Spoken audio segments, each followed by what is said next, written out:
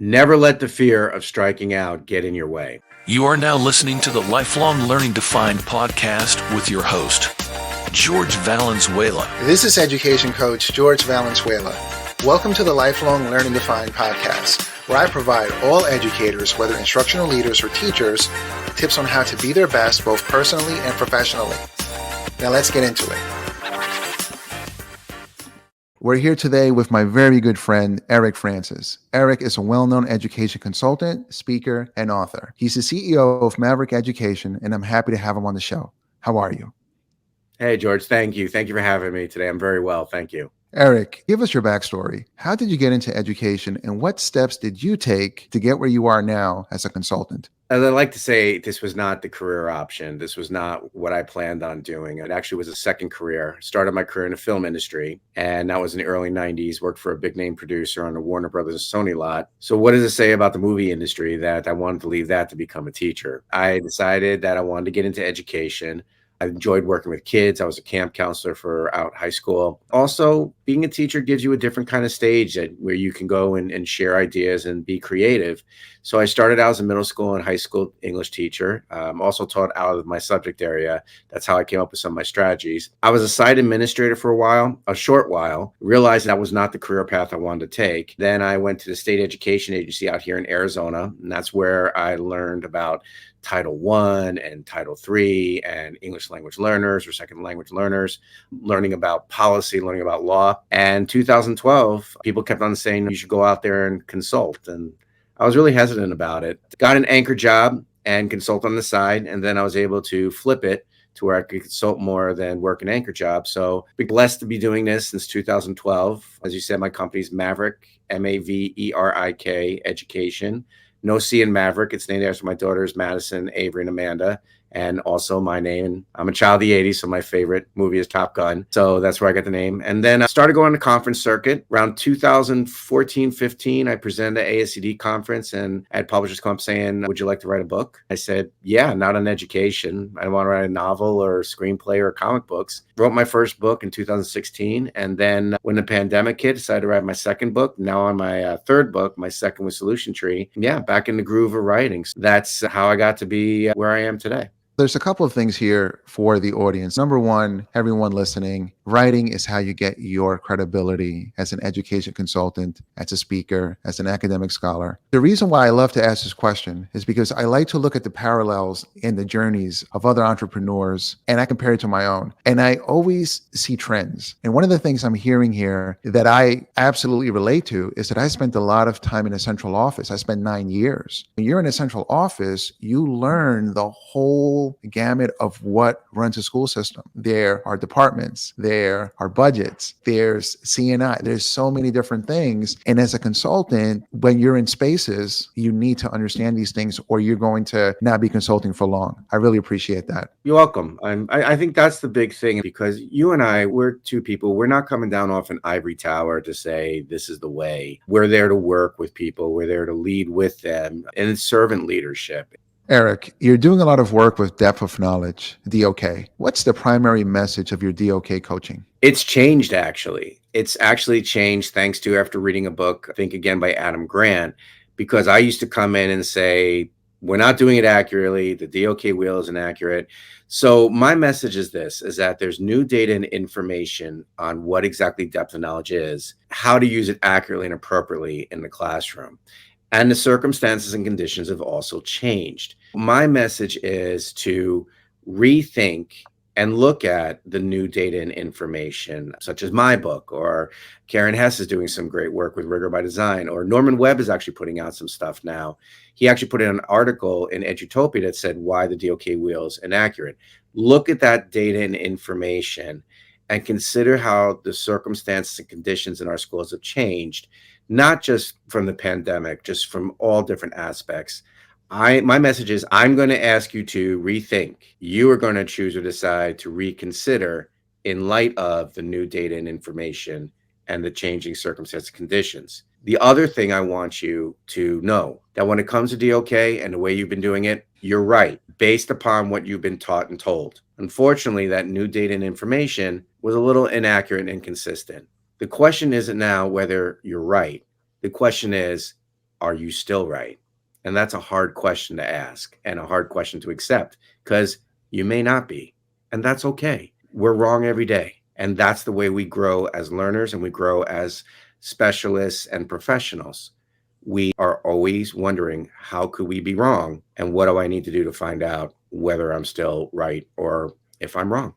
If you're watching this on YouTube or listening on Spotify or iTunes, please hit the subscribe button. Please hit the like button and share this episode with your family, friends, and colleagues who are interested in self-improvement through lifelong learning. And now for a word from one of our sponsors. We had the pleasure of listening to George this morning on project-based learning, and he shared his story that his aunt encouraged him to go into education. And she was absolutely right. He's so talented at sharing information in a way that's easy to digest and is inspiring to go back and actually implement and make change.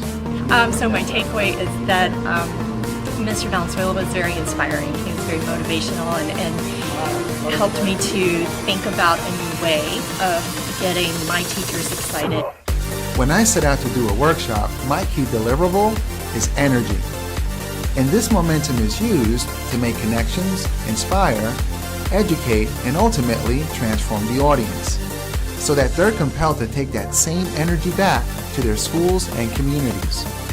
And although we have fun, we tackle the hard topics of today, like educational policy, pedagogy for improving curriculum and instruction, and empowering today's students by connecting our work to the needs of the workforce. So please consider Lifelong Learning Defined for your next keynote, workshop, or conference, and overall instructional and educational coaching needs. My name is George, and I hope to connect with you soon. We would love to have him come and do some work with us and help us be a little more successful and help our students to be more successful.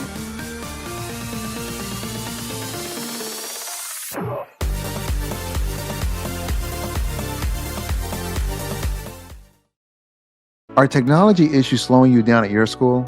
If that's the case, look no further than 5-Star Technology's Virtual Help Desk. Their team of experts are available to support you remotely, resolving up to 40% of common issues like password resets, device connectivity, and lots more.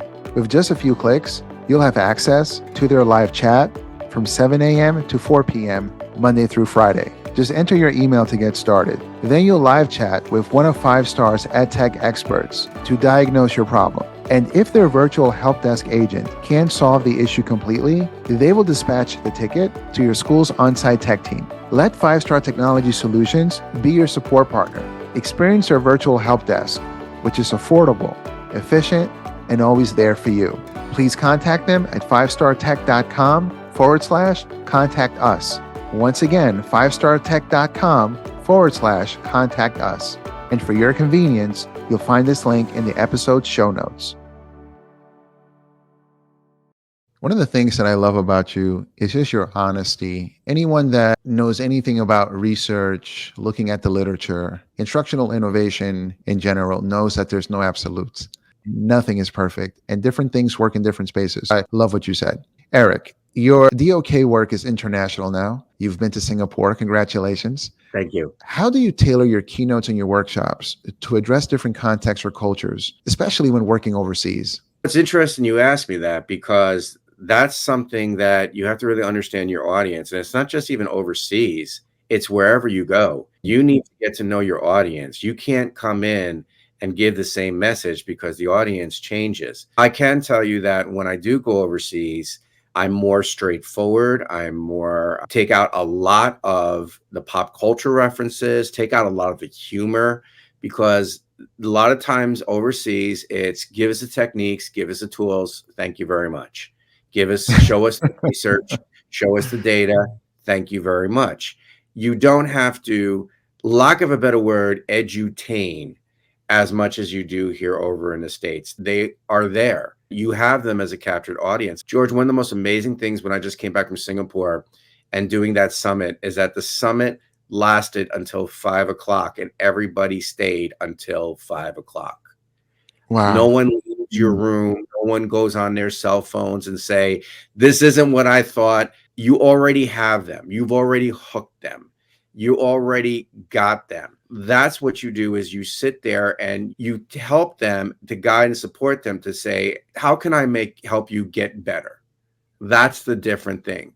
A lot of times over here in the States, and I appreciate you saying I'm honest, and I'm going to be honest.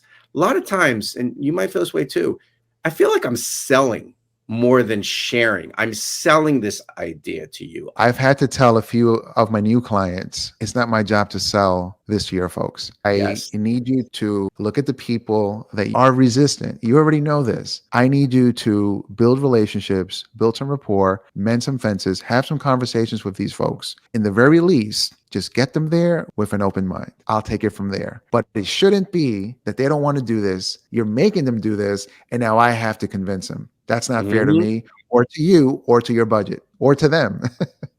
Exactly. That's the key difference I see between going overseas and here in the States. In the States, I feel like, let me edutain you, and I have to sell this idea to you. Overseas, they're there, they want it. They may not agree with it, but at least they'll ask you polite and kind questions to say, how do I do this? And how can I get the kids to do this? They just don't dismiss you. They listen. And I think that's the big difference between overseas and here. It's so interesting you say that. Recently, I've been getting asked to show educators how to map a lesson, how to map their curriculum, how to plan a lesson using AI. I've been doing this a long time, over 10 years. When you look at canned curriculum, if you don't understand how it's composed, like 90% of the curriculum in America, I believe, is based on constructivist theory. But if you don't understand how that evolves, then you're looking at the curriculum and you don't understand which steps to take, unless it was spelled out for you. But even then, you don't really understand how people learn and how knowledge is built. You get educators that don't think that lesson planning or mapping is important. The way that I tell them is this: look, if you have a lot of charisma and kids like you and you got a great personality, you can wing it in the classroom. You don't have to plan for it. However, years later, when you meet these kids, you would see that they didn't get what they needed. Think of your lesson, what you plan each day, as a playbook. Yep. It's a mind shift. And now for a word from one of our sponsors. If you're a STEM and PBL teacher like me, you're always on the lookout for new project ideas and resources. You know George does PBL, and I'm telling you, look no further than SmartLab. SmartLab really has a fresh take on STEM and PBL. I'm proud to be a partner, and they sponsor the podcast. But just don't take my word for it. Check out what other educators are saying about SmartLab. When students enter into SmartLab, they are allowed to think outside of traditional norms. It gives them a lot of agency. They feel empowered and important. I think that's one of the biggest benefits of the SmartLab environment and the way the project process is set up. SmartLab becomes this place where they can do those things and have the time and space to communicate better and even deal with social emotional stuff. Like they're having a bad day, a SmartLab's a place where we can change the pace of what they're learning to match their mental needs for the day. And that comes back tenfold later on when they want to be there and they want to learn and they want to do stuff and they feel safe and they feel like they can get the things they need. That's one of the big benefits of being in more of a collaborative environment, is it makes you have to work. It makes you have to be accountable. Please look in this episode's show notes for a link to connect with SmartLab. Erik, let's talk about your new book, Inquiring Minds Want to Learn, published by Solution Tree. I learned very early on that inquiry should be sustained throughout an entire unit plan, project, or lesson. Sustained inquiry is an iterative process in which students ask questions, research, collect data, and then make inferences based on facts and evidence. The process repeats itself. But after reading your book, now I'm not so sure if I had it entirely right. Would you mind if I read an excerpt from your book? Please. I'd be curious to know which one you're going to read.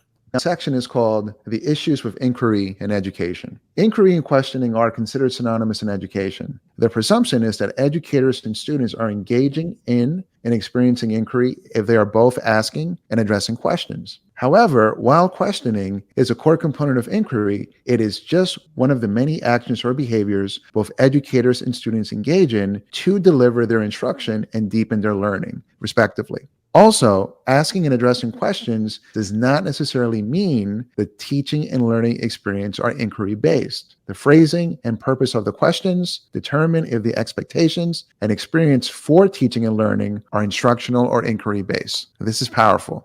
Please expand on this and why you wrote this book.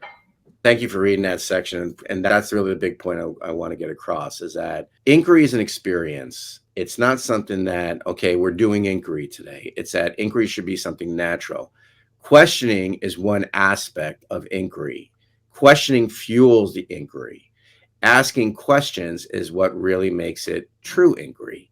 Because if I tell you, George, do this, or George, go research this, or George, go investigate this, that's not inquiry. That's me being directive. You're investigating, which could be an aspect of it. You're researching, you're reporting back, but that's not inquiry per se. Real inquiry, true inquiry is you start with a question. So if I said to you, George, how did Edgar Allan Poe create an entire genre of literary fiction? Now you have anxiety because of the way we use questions, because we typically use questions not to activate and advance learning. We use it to assess learning. So now you're on the spot.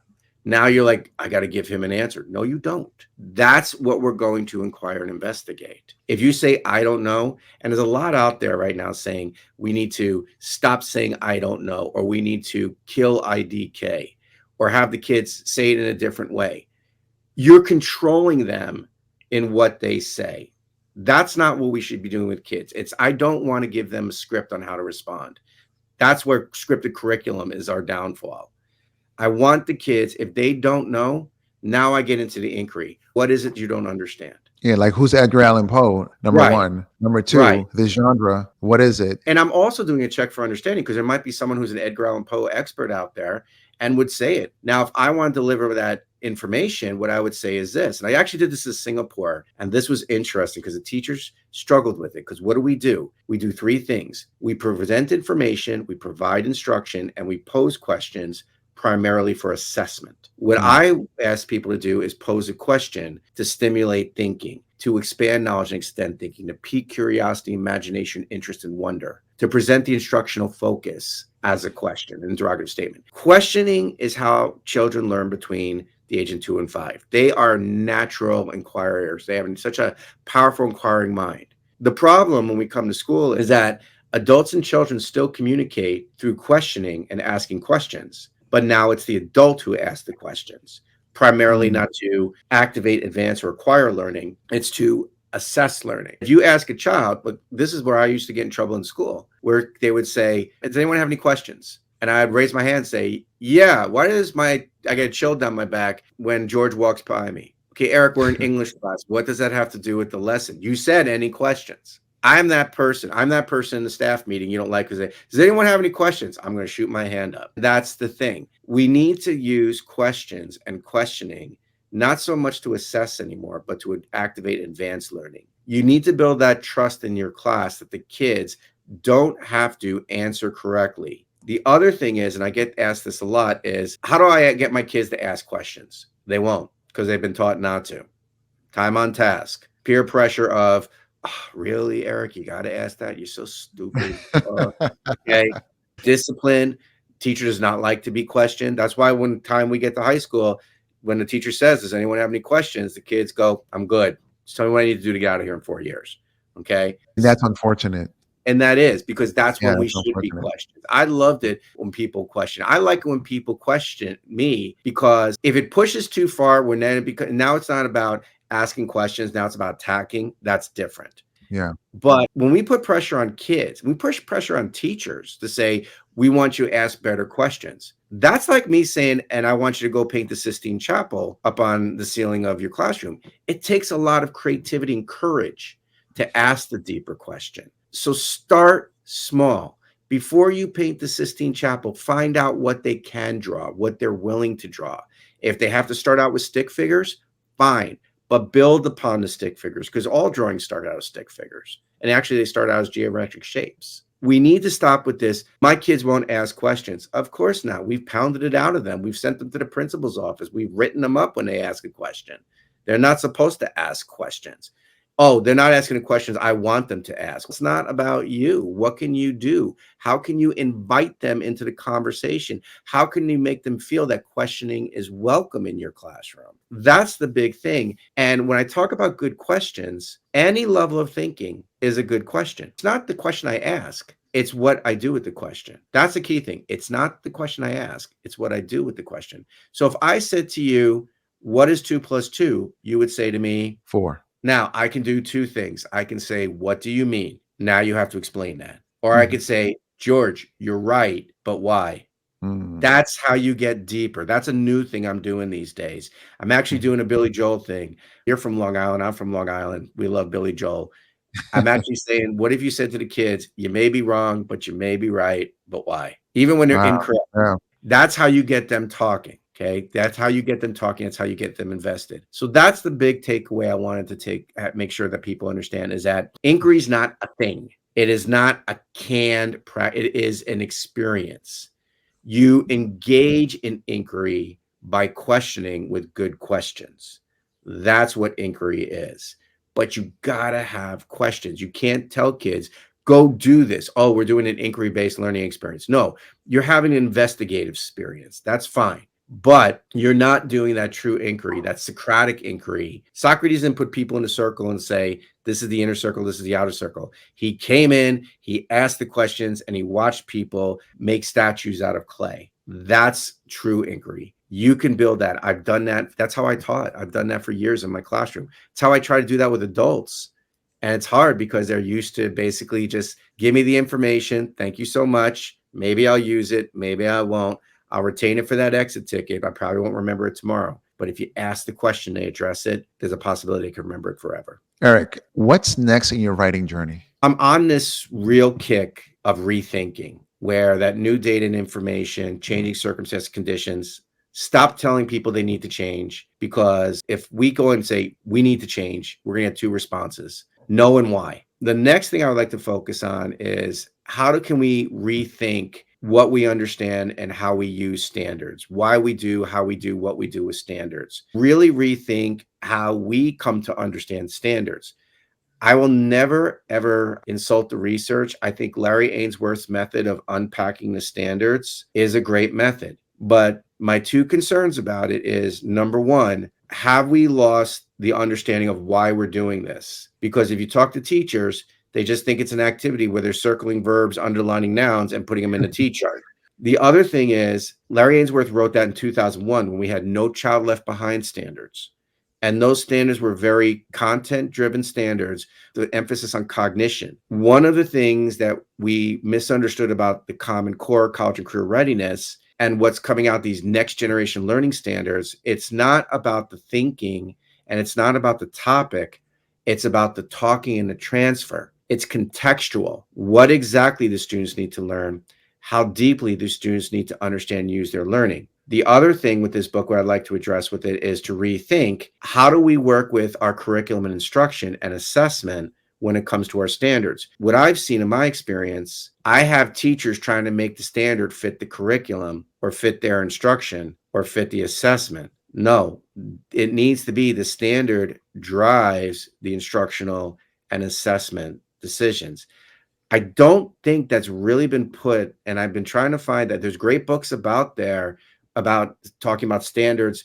Doug Reeves' work, Tom Guskey's work, Larry Ainsworth's work, they have really influenced and inspired me. But again, I always look at when I'm writing, how can I innovate something and make it better, or bring it into something where it's not only going to work today, but work tomorrow. So that's my big thing. I think next is I'm going to be talking about rethinking why we do, how we do, what we do with academic standards. And I think that's also essential in this time period where learning loss is not just a politicized statement, it's a practical thing. And we can use our standards to determine where our kids are on that pathway to proficiency. We can use RTI. We can have DOK servers and MTS. We can engage in our PLCs intentionally by asking, if these are our essentials, where do kids need to be in 9 weeks, where the kids need to be in 6 weeks, where the kids need to be in 3 weeks? What's important to understand to have them achieve that standard? What's nice to know because it's really interesting, I'd like to teach it. That's probably going to be my next book, rethinking why we do, how we do, what we do with standards. What a perfect way to end this show. Let's put it in the universe. Erik, how can people find you so they can book you to speak at their conference, school, or event? You go to my website, Maverick, Maverik, education.com. No C in Maverick, no C in Erik. Make sure, because if you put a C in, you're going to India. Somebody took my URL address. I don't know about you, but, and this is a suggestion I'll give to everyone who's listening, who's doing the work we do or have a business, you need to buy your URL domains. I've bought everything that says Erik M. Francis, Erik Francis, to preserve my brand, quote unquote, or my product. Because what people are doing is they're buying it and they're saying, oh, you want it back? I'll sell it to you for $10,000. No. So to find me, you can go to Maverick, Maverik, education.com. I'm still on Twitter and X at Maverick, Maverik, edu12. Email me, Erik, ERIK at Maverick, Maverik, education.com. The great thing is if you go to my website, you can schedule a time to talk to me. And there's also a chat bot where if you hit it, it'll say, I have a question. Yeah. That's it for this episode. Until next time, this is the Lifelong Learning Defined podcast. Thank you for listening to the Lifelong Learning Defined podcast with George Valenzuela.